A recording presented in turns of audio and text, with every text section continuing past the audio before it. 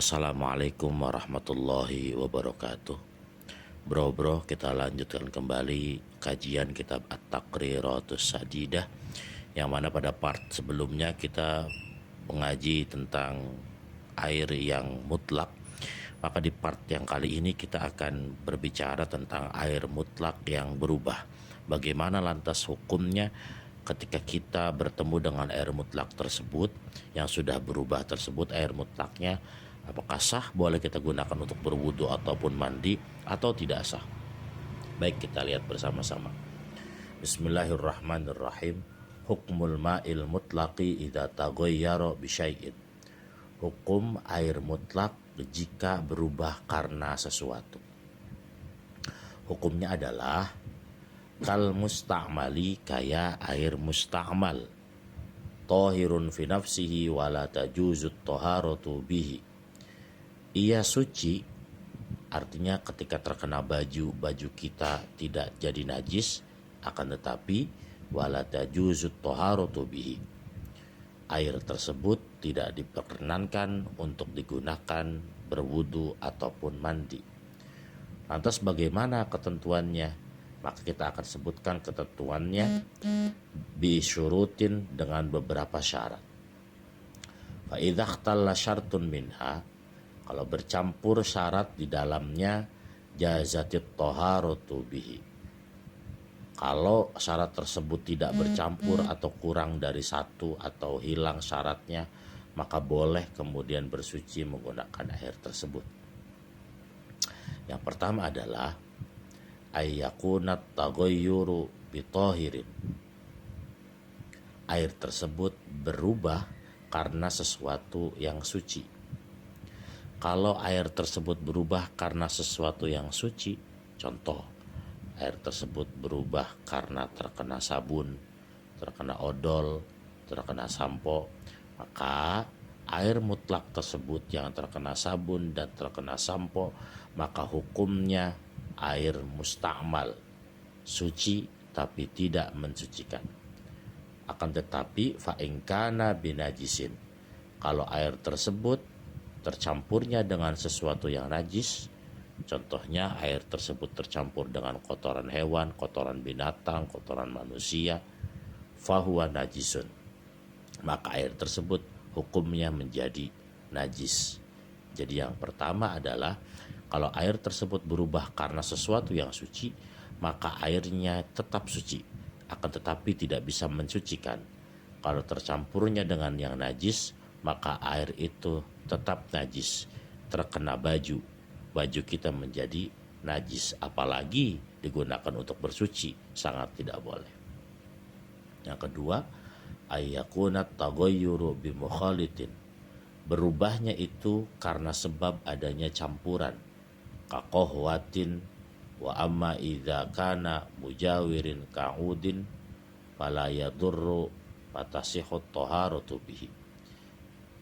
Yang kedua adalah air tersebut terkena campuran seperti campuran teh, ya, seperti campuran teh atau campuran kopi, qahwah itu kopi. Wa amma idza kana bimujawirin, kalau tercampurnya dengan sesuatu yang bersanding dengannya, ka'udin seperti kayu, fala yadurru, maka itu tidak menjadikan masalah. Fatasihut taharatu bihi, maka bersuci menggunakan air yang tercampur dengan kayu itu boleh. Berbeda ketika air tersebut tercampurnya dengan kopi, karena kopi namanya mukhalid, yang mencampuri. Kalau kayu namanya mujawir, yang bersanding. Ya, jadi contoh, kita naruh air di wadah yang terbuat dari kayu, kemudian bercampur dengan kayu, ada sedikit warna-warna kayunya, itu nggak jadi masalah ya, karena kayu bukan mukhalid, kayu adalah mujawir.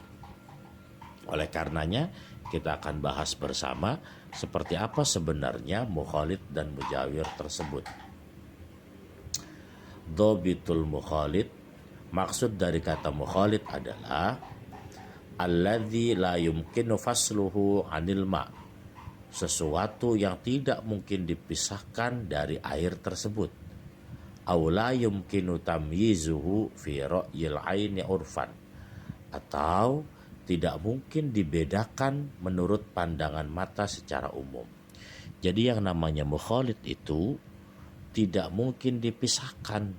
Contoh, air yang sudah tercampur dengan kopi, apakah kita bisa pisahkan kopinya dan kemudian pisahkan airnya? Air yang sudah tercampur dengan teh, apakah kemudian kita bisa pisahkan mana tehnya, mana airnya? Kan sudah tidak bisa, sudah mencampur.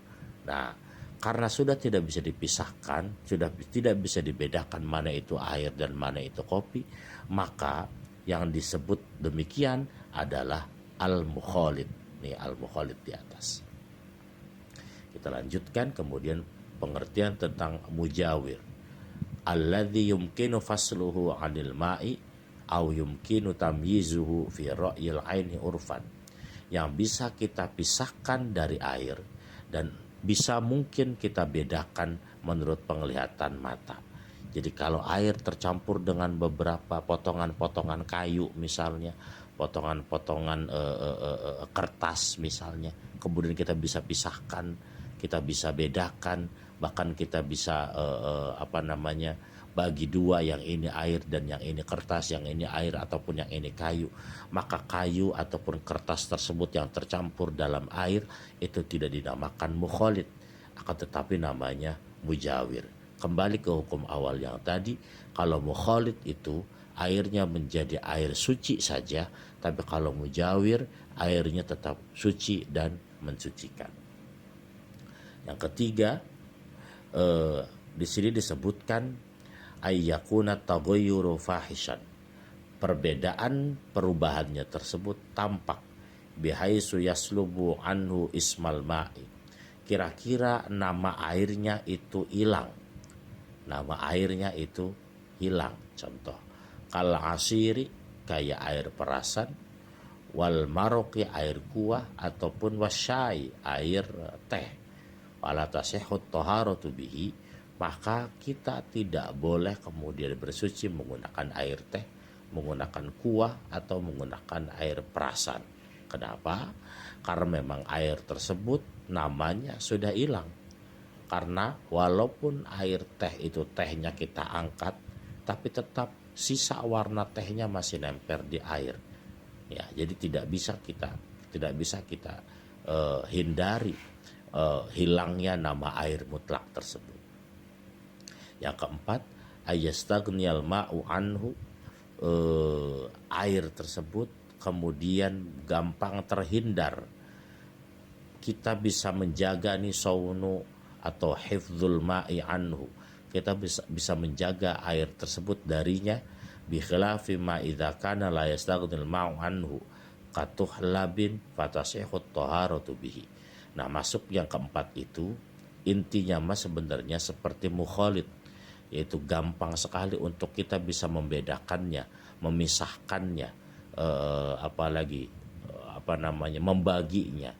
Ya, makanya kalau air tersebut tercampur dengan lumut, karena lumut itu tidak mungkin bisa terlepas dari yang namanya air, maka ketika ada air yang menempel dengan lumut atau lumut yang menempel di air, maka air yang terkena lumut tersebut airnya tetap dinamakan air suci, mensucikan. Karena nggak mungkin lumut terhindar dari air atau air terhindar dari lumut. Akan tetapi air dengan kopi bisa kita hindari? Bisa. Air dengan teh bisa kita hindari? Bisa. Air dengan apalagi campuran cat bisa kita hindari? Bisa. Yang tidak bisa itu setiap ada air pasti ada lumut. Sementara itu dulu bro di part yang sekarang.